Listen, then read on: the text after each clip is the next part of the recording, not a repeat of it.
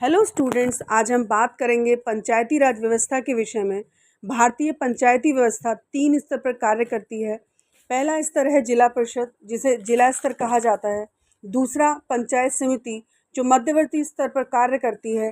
तीसरा ग्राम पंचायत, जो ग्राम स्तर पर कार्य करती है। पंचायती राज व्यवस्था से जुड़े हुए कुछ महत्वपूर्ण तथ्य इस प्रकार हैं।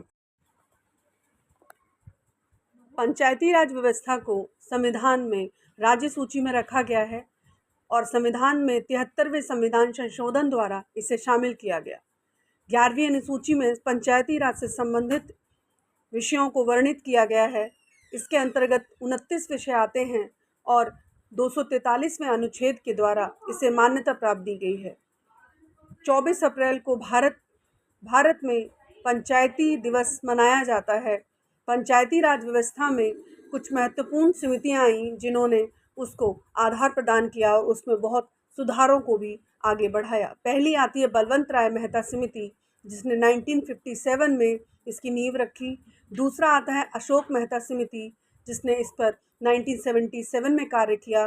GV राव समिति, जिसने 1985 में पंचायती राज व्यवस्था से जुड़े सुधारों में और आगे बढ़ाया। LM सिंघवी समिति ने 1986 में कार्य किया। सनातन समिति 1962 में आई। सादिक अली समिति 1960। और आगे हम बात करते हैं कि पंचायती राज व्यवस्था को सर्वप्रथम किस राज्य में अपनाया गया और किसके द्वारा इसका शुभारंभ किया गया। तो पंचायती राज व्यवस्था को राजस्थान के नागौर जिले में 2 अक्टूबर 1959 को पंडित जवाहरलाल नेहरू द्वारा अपनाया गया और वहाँ पर उसका उद्घाटन किया गया।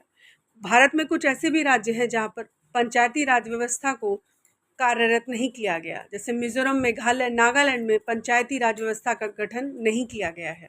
साथ ही महिलाओं के लिए 73वें संविधान संशोधन द्वारा ग्राम पंचायतों में 33% आरक्षण दिया गया है। पंचायत के चुनाव हर 5 वर्ष में होते हैं।